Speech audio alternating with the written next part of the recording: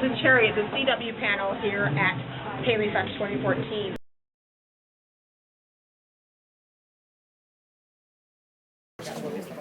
Wells, so I keep an eye on Trump very closely. So I'm really involved in this group.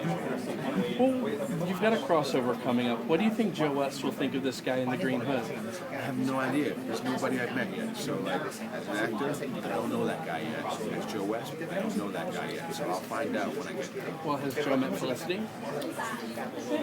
No. He's only heard about Felicity.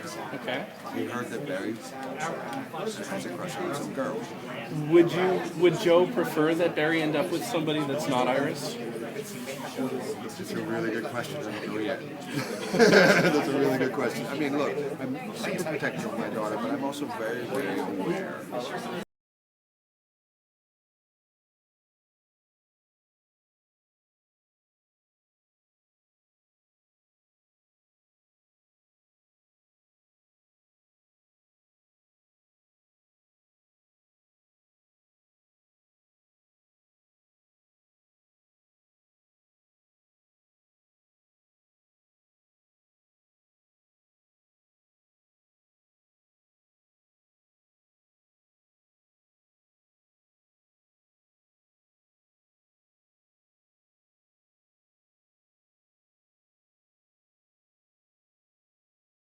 And they know what they're talking about, but it's a great family to step into. I couldn't have asked for a better show.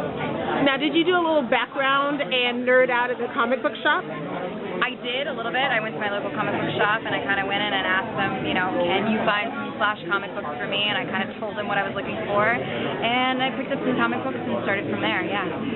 So what has been your favorite episode that you've filmed? Well, Felicity comes on to our show. That was a fun one. We're about to do a crossover episode, as many fans know, and that should be a really good one as well.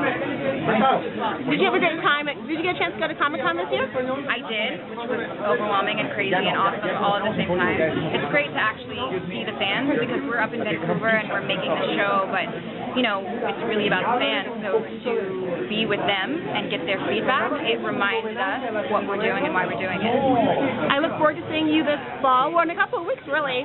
Thank you for talking with me. Right on. Hi, I'm so excited to talk to you about the new show. So tell me, did you grow up reading comic books?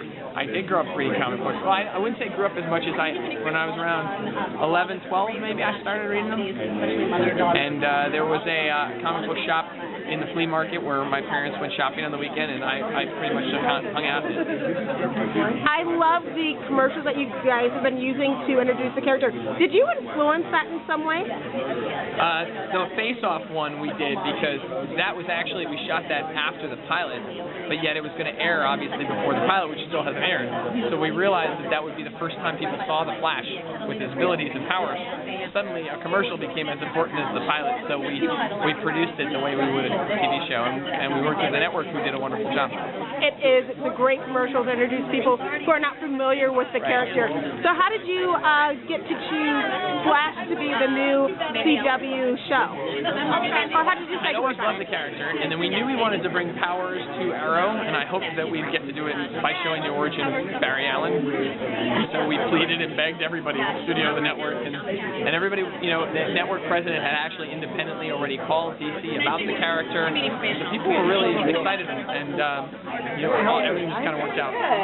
So with the show, are you going to do a merging of comic book characters as well as creating your own characters for the show? Sure, we always like to do that too. And also we're also a lot of times we feel like we're writing toward the comic book characters. They're not totally yet the characters they're going to become in the books. You know, Oliver, you know, has some things in common with the Green Arrow, but he was also very different in his origin, and he's changed over time and become more of who the Green Arrow is. And hopefully we'll watch that happen with all our characters. I know I'll be watching it. I'm looking forward to seeing it, and thank you so much for speaking with us. You know, teenagers to get to do this now, you know, beyond our wildest dreams. When we first sat down, you know, one of our first ideas was that we had to have John Wesley Shipp for the show, and Greg had worked with him on Dawson's Creek, like Dawson's dad. So, and, you know, I think we all took like a little pride in the fact that, that the show wasn't lauded back then the way, certainly as much as the kind of, interest that we're getting from our show, and to be able to take John and bring him to Comic-Con and and really give him great stuff to play and show everybody what a tremendously talented actor he is, and then hopefully drive people to look at the old show. We're really excited about that. What I wanted to know is, since a lot of fans of Arrow are obviously going to be watching this show, how would you describe what's going to come up in terms of crossovers, and how are they going to play off each other? Since Barry started on Arrow, it would be foolish to ignore it. We're hoping that that fans of Arrow obviously come to watch The Flash, and there's there are crossovers as big as episode 108. Both episode 8s of the show this year are going to be a 2-hour crossover event. But then there are little crossovers, whether it's we have an Arrow villain appearing in a Flash episode, or Felicity coming, or the mentions of Star Lab on Arrow, or we'll see that Big Belly Burger exists in Central City as well, that they're a national chain in the DC universe. That stuff is fun for us, and obviously it shouldn't be what's driving the engine, but if you are watching those shows, I think there's going to be so much for you to enjoy. Does the comic book influence the new series, or are you guys going in a new direction completely? It's influencing it a lot. I mean, the biggest book is, probably Rebirth, which Jeff Johns wrote, and he's one of the creators of the show, and there's so much,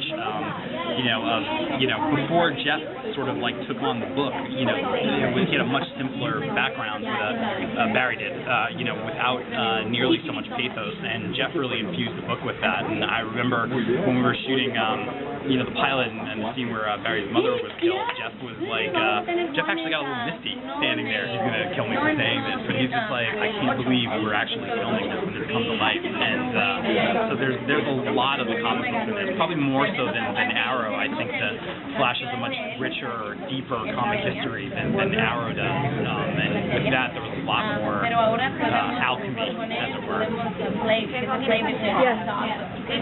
I just wanted to ask a follow-up about alchemy. Is that a hint for any villain that we might see at some point? That was not a Dr. Alchemy hint. I forgot about you.